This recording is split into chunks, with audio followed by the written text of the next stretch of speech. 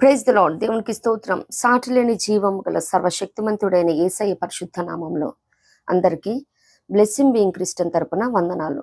మరి మన A to Z Christian డోన్స్లో భాగంగా ఈరోజు ఆల్ఫాబెట్ K, నావరీ అంటే డిసీవింగ్ అనర్థం, మోసం అనే మాటని ధ్యానిద్దాము.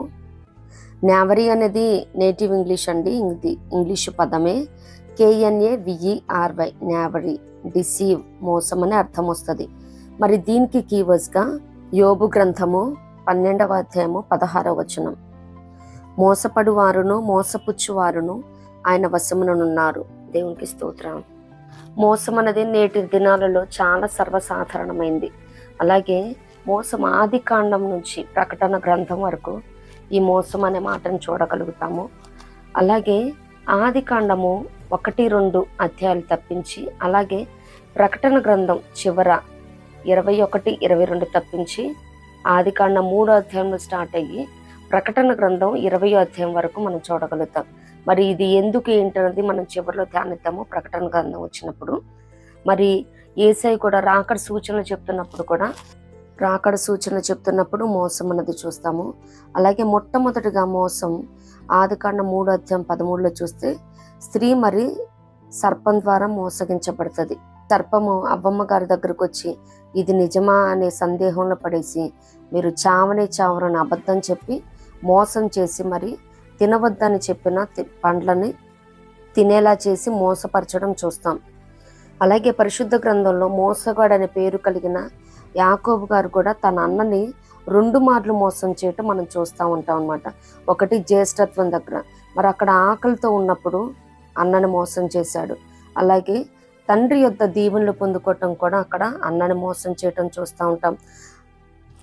It is double pleasure to deceive the deceiver అని మరి మోసగాళ్ళకి మోసగాడు లాభాను 11 సార్లు మరి మోసగాడైన యాకోబు గారిని మోసం చేయటం చూస్తాం.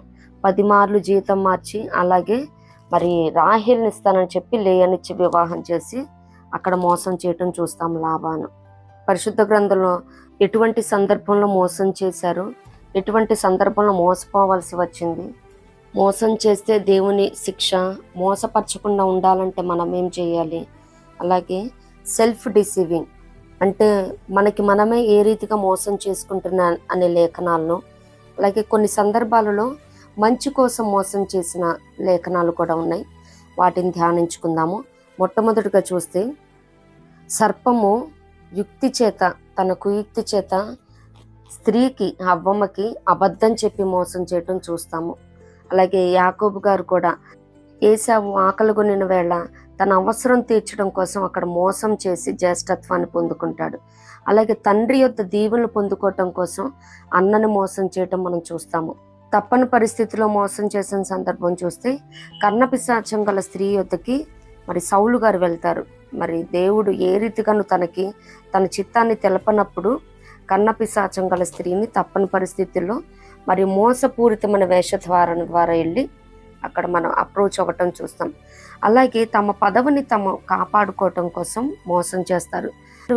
దావీదు గారిని కలిసినప్పుడు అప్పుడు యోవాబు అంటారు కదా, అబ్నేర్ని ఎందుకు నమ్ముతున్నావు, అతను మోసగాడు, నీ రాకపోకలను గమనించడం కోసం, నీ గురించి తెలుసుకోవటం కోసం వచ్చాడని, మరి తన పదవి ఎక్కడ పోద్దో అబ్నేర్కి ఎక్కడ ఇచ్చేస్తాడని మరి తన నింద మోపుతూ తన పదవిని డిఫెండ్ చేసుకోవటం కోసం మోసపూరితమైన మాట చెప్తాడు. మరి తను మోసగాడై ఉండి మరి అబ్నేర్ మంచి మనసుతో వచ్చినప్పుడు తనని మోసగాడిగా నింద మోపటం 1 సమూయేలు 3:25లో మనం చూడగలుగుతాం. అంతే కొంతమంది వారు మోసగాళ్ళై ఉండి ఎదుటి వాళ్ళని మంచి మనసుతో వచ్చినప్పుడు వారిని మరి నింద మోపటం చూస్తాం అనమాట. వారే మోసగాళ్ళు అన్నట్టు పిక్చరైజ్ చేస్తారు. మరి అంత మాత్రమే కాదు కానీ 2 సమూయేలు 16:8లో చూస్తే అక్కడ దావీదు గారు పారిపోతున్నప్పుడు షిమి దూషిస్తూ అంటాడు కదా, నీ మోసం నువ్వే చిక్కుకున్నావని.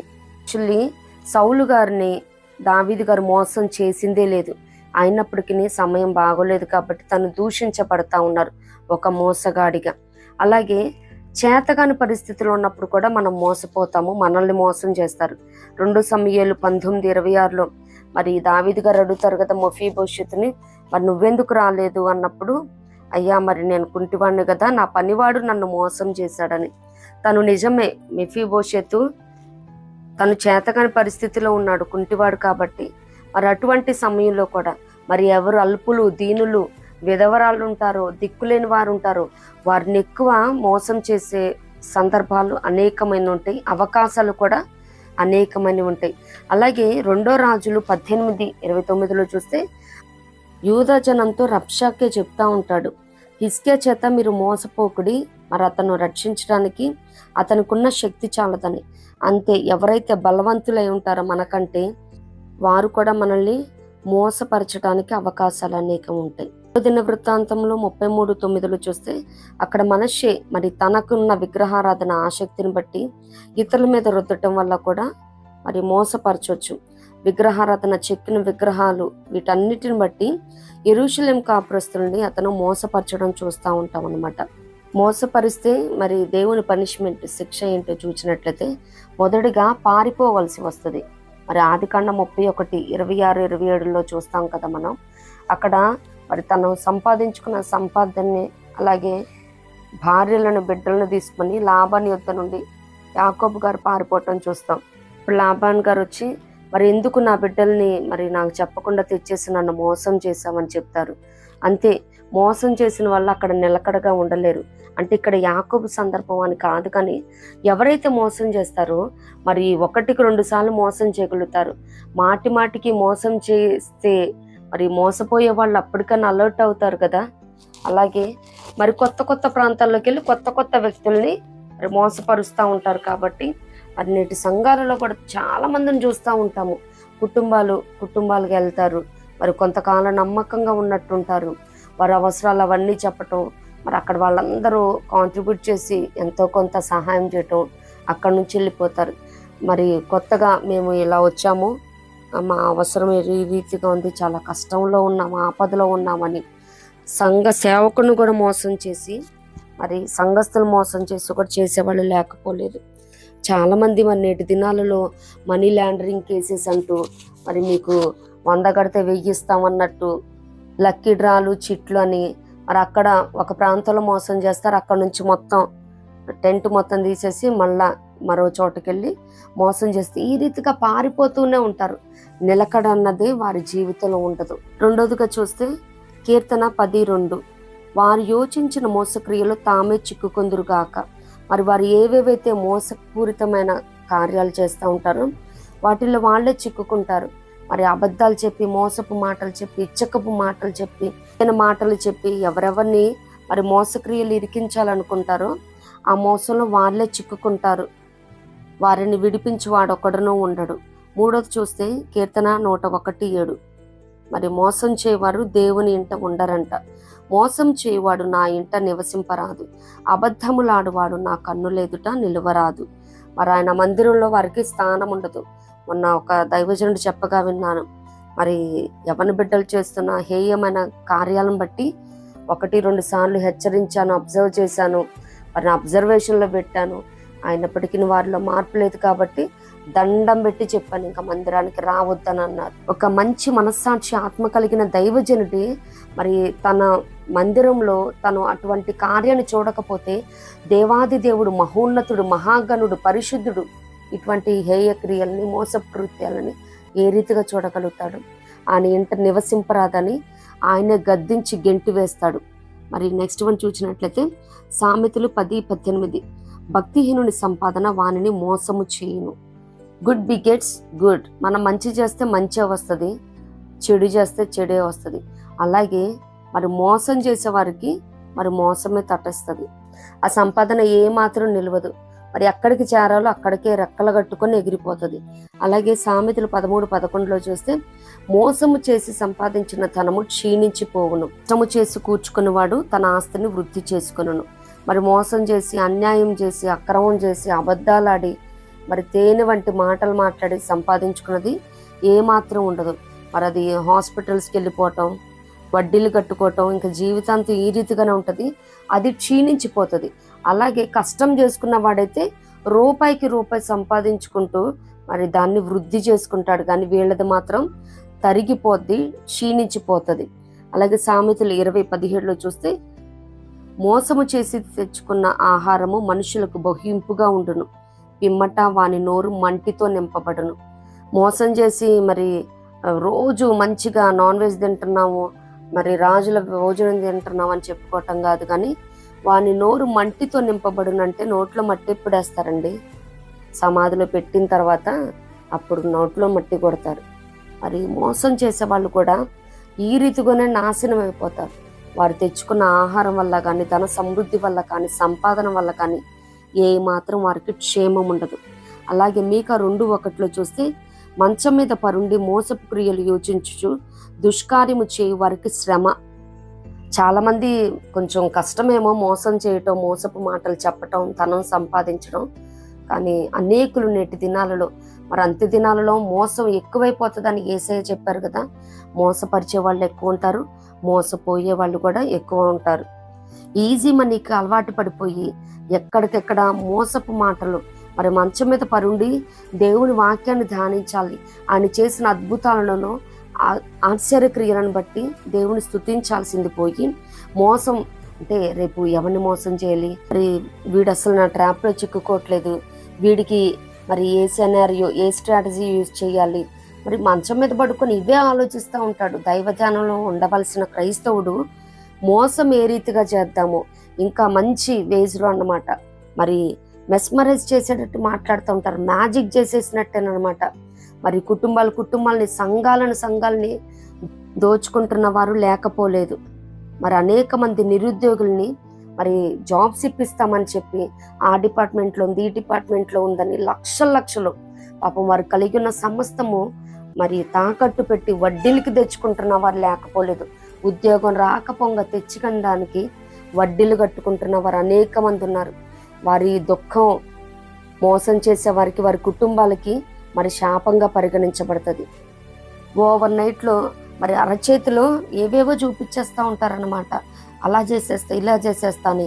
ఒక 10 years తర్వాత ఏం జరగబోతుందో కూడా 10 secondsలో చెప్పేసే మోసగాళ్ళు కూడా లేకపోలేదు. క్రైస్తవులు ఎవరు కూడా ఈ రీతిగా మోసపూరితమైన మాటలు, ఇచ్చకపు మాటలు, అబద్ధాలు, అన్యాయాలు చేయకూడదు. మరి 2 Timothy 3:13 చూస్తే, దుర్జనులను వంచకులను ఇతరులను మోసపరచుచు తామును మోసపోవచ్చు అంతకంతకు క్షీణించిపోవుదురు. మరి వారు అనుకుంటారు మేము ఇతరుల్ని మోసం చేస్తున్నాం అనుకుంటారు, కానీ పోను ఆ మోసంలో మరి వారే చిక్కుకుంటారు, వారు దాంట్లో ఇరుక్కుని చెడిపోతారు. మరి సెల్ఫ్ డిసీవింగ్ కూడా చూస్తే మనకి మనమే ఏ రీతిగా మోసపోతాము మరి లేఖనాల్లో ఉంటాయి. ఇర్మియా 33:9 చూస్తే, మేము ఏదైనా చేయగలమని మిమ్మల్ని మీరు మోసపరుచుకోవద్దు. అక్కడ మరి కల్దీల గురించి చెప్తూ వారికి రారు, మేము క్షేమంగా ఉంటామంటూ అనుకుంటున్నారేమో. అది ఏమాత్రం కాదు, వాళ్ళు వస్తారు, మిమ్మల్ని చెరబడతారని చెప్తున్న సందర్భం అనమాట. మనం కూడా అంతా క్షేమంగా ఉంది, సమాధానంగా ఉంది, ఏమాత్రం భయం లేదు అని ఏదైనా చేయగలము అని మనం అనుకుంటాం, కానీ అది మనల్ని మనం మోసపరుచుకోవటమే. మరి దేవునికి వేరుగా ఉండి ఆయన చిత్తానికి వ్యతిరేకంగా మనం ఏం చేసినా అది క్షేమం కాదు. 1 Corinthians 3:18 చూస్తే, మరి నేను జ్ఞానిని కదా అని మనల్ని మనమే మోసపరుచుకుంటామంట. మరి ఈ లోక జ్ఞానం దేవుని దృష్టికి వెర్రితనం. నేను జ్ఞానిని అనుకొని కూడా మోసపోయే వాళ్ళు ఉన్నారు. వాళ్ళనే వచ్చి మోసం చేస్తారు. మోసగాళ్ళు ఉంటారు కదా, లాభాన్ గారు లాంటి వాళ్ళు. మరి గలతీ 6:3 చూస్తే, వట్టివాడే ఉండి తాను ఎన్నికైన వాడనని ఎంచుకొని తనకు తానే మోసపరుచుకుంటారంట.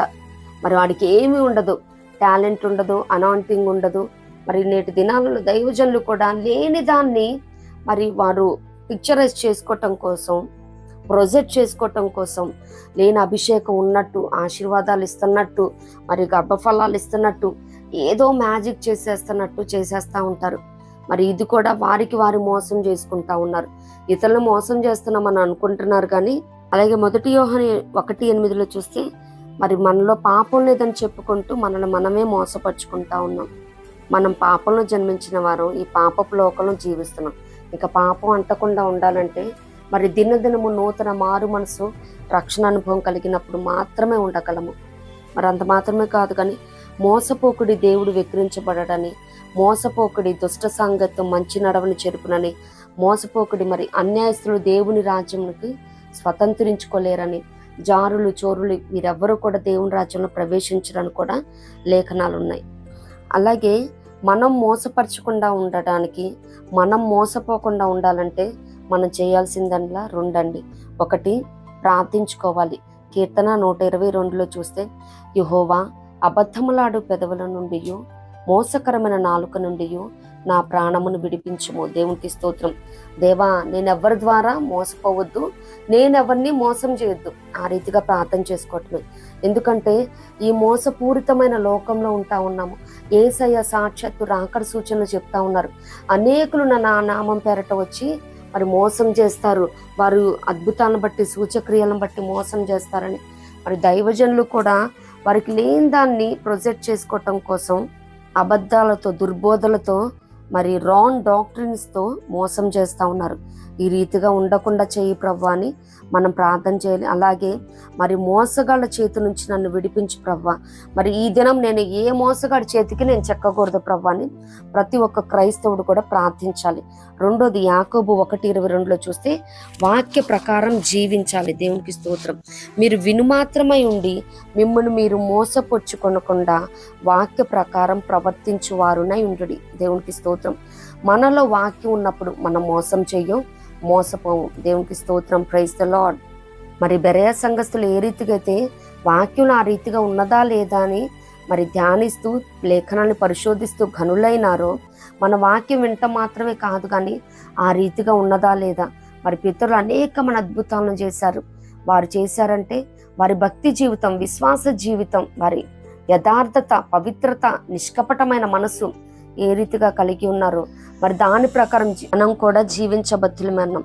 అంత మాత్రమే కాదు కానీ మరి గిబియోనీలు ఇది మంచి కోసం చేసిన మోసంగా పరిగణించవచ్చు.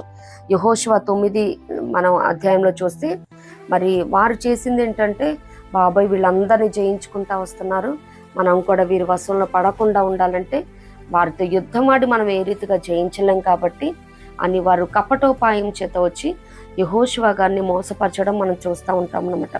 అక్కడ వారు నిబంధన చేసుకుంటారు, మేము చంపము. 22వ వచనంలో చూస్తే యెహోషువ 9వ అధ్యాయంలో మరి వాళ్ళు వెళ్ళి అడిగినప్పుడు, ఎందుకు మీరు మమ్మల్ని మోసం చేశారంటే, అయ్యా మేము మీకు భయపడి ఈ రీతిగా చేశామంటారు. మరి నేటికి వారు ఇశ్రాయేలు కాపురస్తుల మధ్య జీవిస్తూ ఉన్నారు. మరి అక్కడ వారికి పనులు చేసుకుంటూ కట్టెలు కట్టే పని కానీ ఈ రీతిగా చేస్తూ అక్కడ జీవనం కొనసాగిస్తూ ఉన్నారు. అలాగే మీకాలు గారు దావీదు గారిని ప్రేమించారు కాబట్టి తన తండ్రి అనే సౌలు చేత హతమార్చకుండా ఉండునట్లు మరి దావీదు గారిని కిటికీ నుంచి దించివేసి మరి తను పడుకున్నట్టు అక్కడ ఆ గొర్రెబొచ్చుని తల దగ్గర పెట్టేసి తన విగ్రహాన్ని అక్కడ పట్టుకోపెట్టి దుప్పటి కప్పేసి ఆ రీతిగా మరి తండ్రి వచ్చి అంటాడు కదా, నువ్వు నన్ను ఎందుకు మోసం చేసావు, తనని తప్పించేసి పారిపోయేటట్టు చేసి అని. ఒక మనిషిని మనం ప్రేమిస్తున్నప్పుడు, అతను నమ్మినప్పుడు మోసం చేయాలన్న తలంపు కూడా మనకి రాదు. ప్రతి క్రైస్తవులు కూడా మరి ప్రార్థన అలాగే వాక్యధ్యానంతో పాటు ప్రేమించాలి. అలాగే క్షమించే విషయం కూడా 2 కొరింథీ 2:11లో చూస్తాము. మరి అక్కడ పౌలు గారు చెప్తా ఉంటారనమాట, ఎవరన్నా దుఃఖపరిస్తే వాడిని ఇంకా దూరపరిచి వాడిని దుఃఖంలో ముంచేయొద్దు, మరి క్షమించండి, మీరు క్షమించిన ప్రకారమే నేను కూడా వాడిని క్షమిస్తా ఉన్నాను. ఎందుకంటే సాతాను మనల్ని మోసపరచుకుండు నిమిత్తము క్షమిద్దాము. ఎందుకంటే సాతాను తంత్రములను మనము ఎరుగని వారం కాదని చెప్తా ఉన్నారు. దేవునికి స్తోత్రం. క్షమిద్దాం, ప్రేమిద్దాం, ప్రార్థిద్దాం. అలాగే వాక్యానుసారంగా జీవించినప్పుడు ప్రతి క్రైస్తవుడు కూడా మోసం చేయడు, మోసంలో చిక్కుకొనడు. దేవునికి స్తోత్రం. కొన్ని లేఖనాలు అంటే స్టేట్మెంట్స్ అలాగే కమాండ్మెంట్స్ చూస్తే, యోబు 18:7లో దేవుని పక్షముగా మోసం చేస్తారంట. మరి నేటి దినాలలో పాస్టర్స్ ఏంటి, పరిచర్య చేస్తున్న వారేంటి, మరి దేవుని పేరు చెప్పి కూడా మరి ప్రవచనాలు చెప్పటం కానీ, దర్శనాలు చెప్పటం, వాక్యంలో కూడా దుర్బోధనల ద్వారా మరి వారిని ఆకర్షించుకునేటట్టు చేస్తూ ఉన్నారు. యోబు 15:31 మోసపోయిన వారికి మాయయే ప్రతిఫలం. ఇంకా వారికి ఏముండదు, మాయ అంతా శూన్యం అన్నమాట. అవి ఇస్తాను, ఇది ఇస్తాను, మీకు ఆ గిఫ్ట్ వచ్చేసిద్ది, ఈ జాబ్ వచ్చేసిద్ది ఉంది కదా. Everything is fair in love and war అంటారు. ఇది మరి యుద్ధంలో కానీ ప్రేమలో కానంట ఎంతటి మోసం చేసినా కానీ అది ఫేరే, కరెక్ట్గానే అనిపిస్తుంది అంట.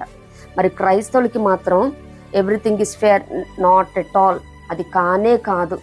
దేవుడు ఏదైతే మంచి అని చెప్తాడో అది మాత్రమే మంచి, ఏది మోసం అంటాడో అది మోసం. ప్రతి క్రైస్తవుడు కూడా ఇది గమనించబద్దులే ఉన్నారు. దేవునికి స్తోత్రం. 107:42 చూస్తే మోసగాండ్రందరూ మౌనముగా నుందురు, యథార్థవంతులు దాన్ని చూచి సంతోషించుదురు. దేవునికి స్తోత్రం. మోసం చేసేవాడు ఇంకా సైలెంట్ మ్యూట్ లో ఉండాలి. వాడు మాట్లాడే ఛాన్సే ఉండదు. వాడు ఏం చెప్పుకోవాలనుకున్నా కానీ ఇంకా చెప్పలేని పరిస్థితి. అంటిల్ అన్లెస్ మనం నోరు తెరిచి మాట్లాడితేనే కదండి ఏది మంచి ఏది చెడు తెలిసేది. కానీ మోసగాళ్ళు మ్యూట్లో ఉండాల్సిందే. ఎందుకంటే వాడు నోరు తెచ్చాడంటే మోసపూరితమైన మాటలు అబద్ధాలే కాబట్టి దేవుడు వాడిని ఆ రీతిగా మౌనపరుస్తారు. అంత మాత్రమే కాదు కానీ కీర్తన 139:20 చూస్తే మోసపుచ్చుటకే నా నామమును బట్టి ప్రమాణము చేదురు. ఫేక్ ప్రామిసెస్, మరి యేసయ్య దేవుని మీద ఒట్టు అని చాలా ఈజీగా నేస్తూ ఉంటారనమాట. ఐ స్వేర్ అని చెప్పేస్తూ ఉంటారు. ఈ రీతిగా దేవుని నామాన్ని బట్టి. అలానే కాదు కానీ యేసు అంటారు కదా, ఆకాశం తోడనద్దు భూమి తోడనద్దు.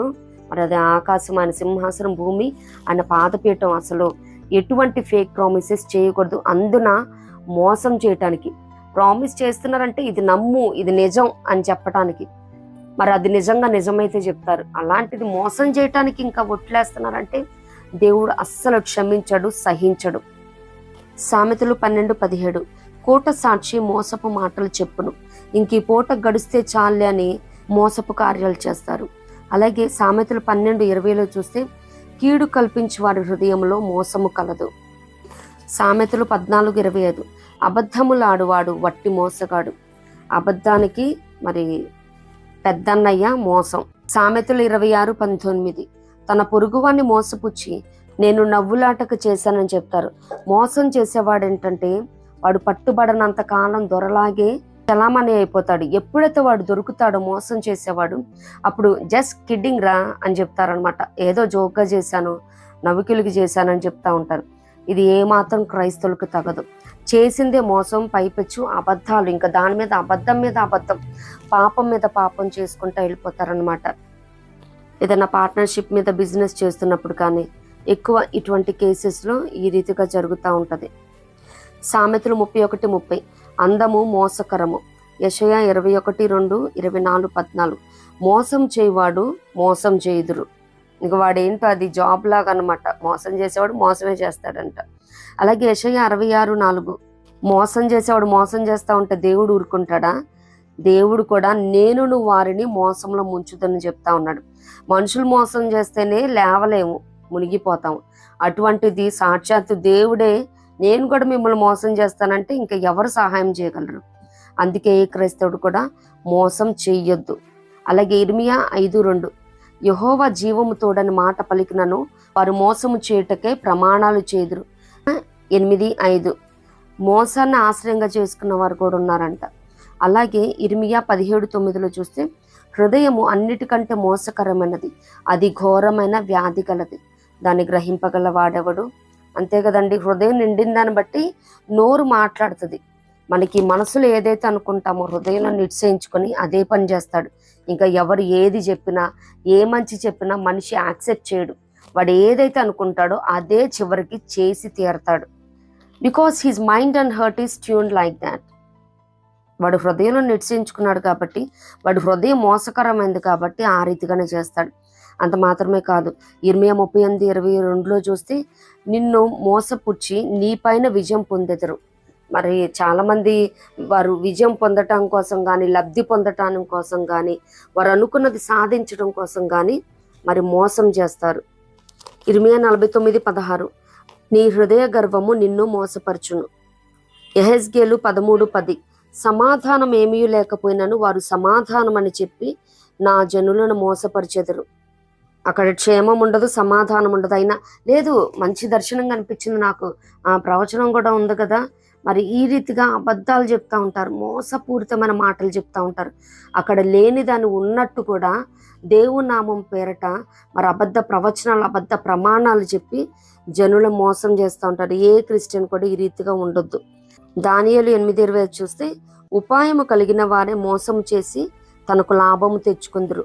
ఇటువంటి ఉపాయాలు ఉంటాయి, చాలా ఉపాయాలు ఉంటాయి. ఏ ప్లాన్స్ చేస్తారో, ఏ ప్లాన్స్ చేస్తారో అవన్నీ సక్సెస్ అవ్వాలని కోరుకుంటూ ఉంటారు. ఏదైనా అపాయాన్ని తప్పించుకోవటానికి ఉపాయం ఉండాలి కానీ మోసం చేయటానికి కాదు. అలాగే దానియేలు 11:23లో చూస్తే అతడు సంధి చేసినను మోసపుచ్చును. మరి మోసపోయిన వాళ్ళకి ఎటువంటి సంధి చేసినా, ఇక్కడ సందర్భం చదువుతున్న లేఖనాలన్నీ సందర్భాలు వేరైనప్పటికీ నేటి మన జీవన శైలిలో మోసం అన్నది ఏ రీతిగా మరి పర్యవసానాన్ని చూపిస్తా ఉన్నది ప్రతి ఒక్క క్రైస్తవుని జీవితంలో అన్నది మాత్రమే చూస్తూ ఉన్నాము. మీకా 7:3లో చూస్తే గొప్పవారు తమ మోసపు కోరికను తెలియజేయుదురు. అంటే ఎక్స్పెక్టింగ్ సంథింగ్ అనమాట which is wrong and illegal.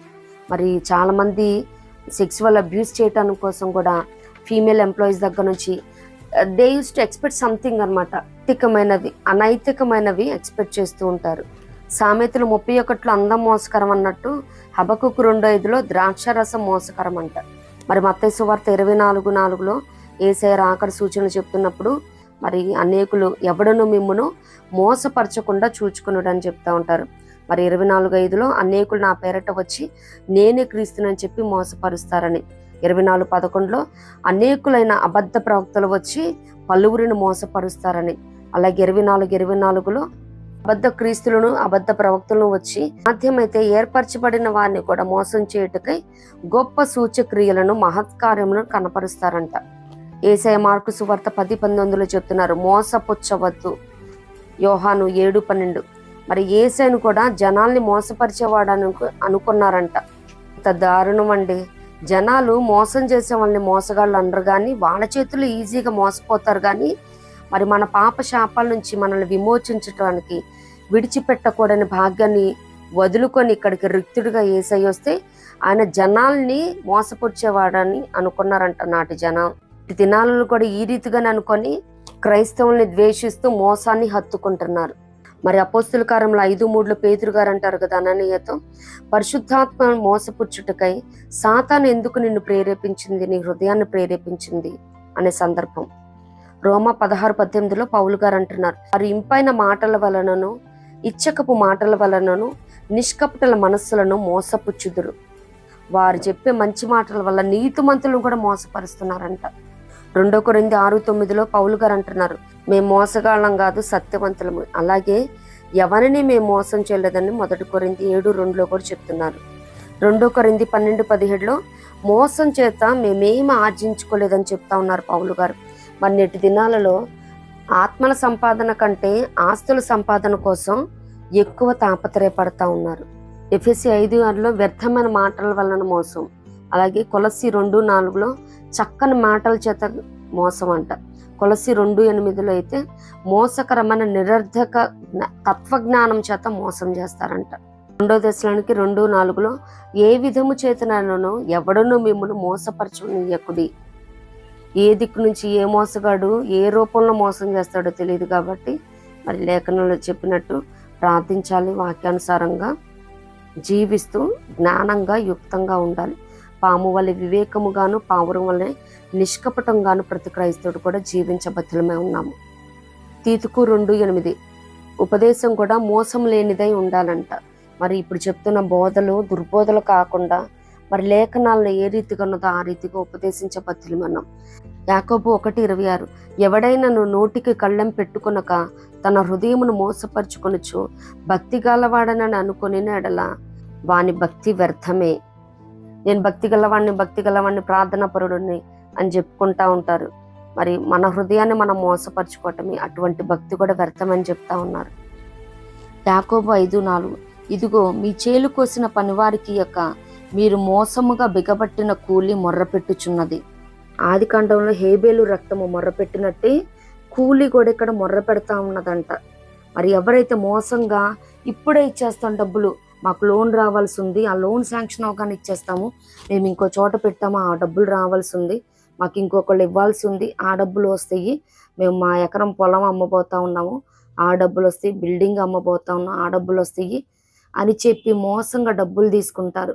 కంపెనీలో కానీ ఇళ్లలో కానీ పనులు చేయించుకుంటారు, వారికి ఇవ్వాల్సింది ఇవ్వరు.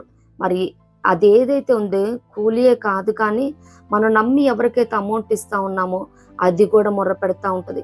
ఎవరు సంపాదించిన కష్టార్జితమే కదండి.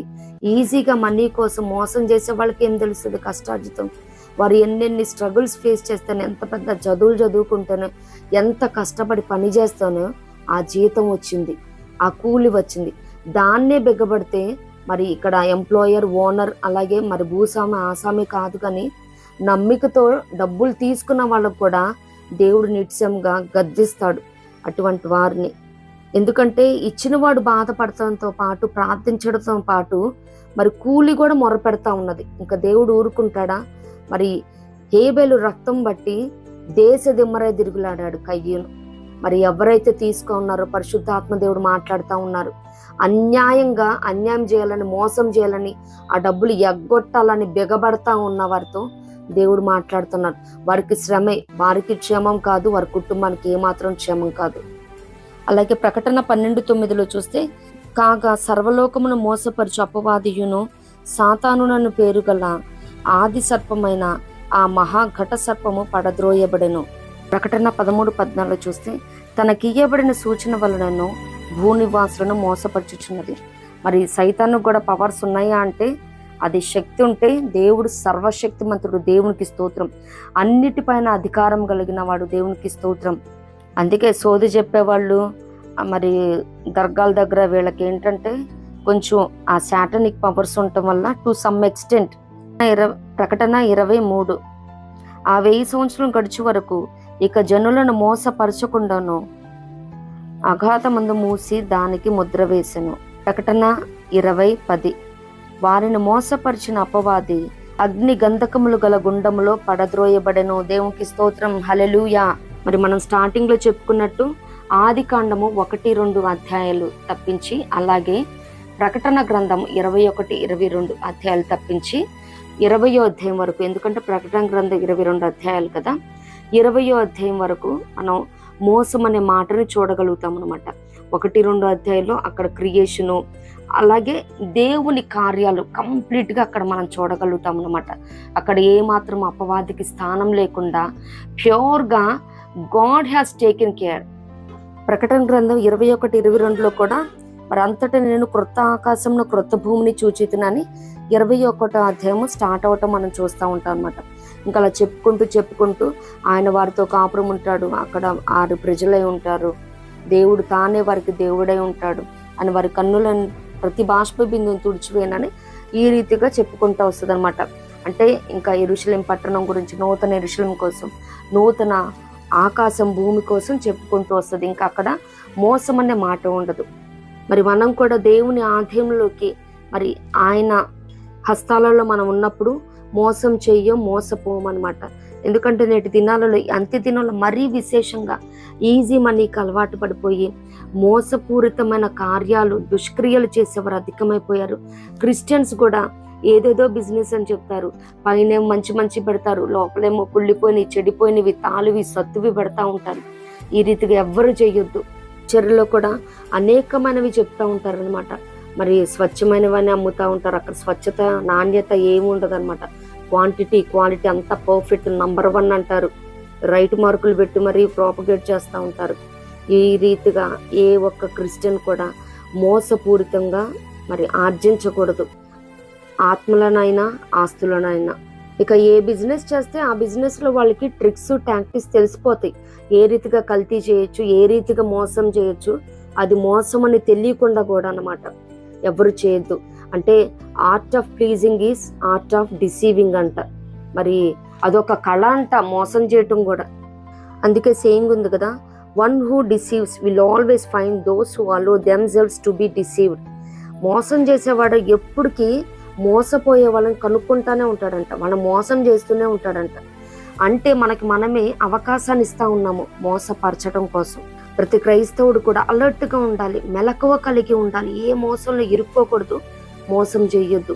పాము వల్ల వివేకముగాను, పావురం వల్ల నిష్కపటంగాను ఉందాం. దేవుడిచ్చే దైవాశీర్వాదాలను పొందుకుందాం. మరి పండగ వేళల్లో మోసం చేయటం కాదు కానీ సహాయం చేద్దాం, ఆయన ప్రేమను తెలుపుదాం, ఆయన ప్రత్యక్షతను ప్రచురపరుద్దాం. ఆయన ఎందుకు ఈ రీతిగా బేబీ జీసస్గా వచ్చినాడు, రిక్తుడుగా ఎందుకు రావాల్సి వచ్చిందో ఇవన్నీ ప్రచురపరుస్తూ ఈ పండుగను జరుపుకుందాం. మోసాన్ని వీడదాం, సహాయం చేద్దాం, దేవుడిచ్చే ఆశీర్వాదాలను పొందుకుందాం. ఇటు కృప ప్రభు మనందరికి అనుగ్రహించును గాక.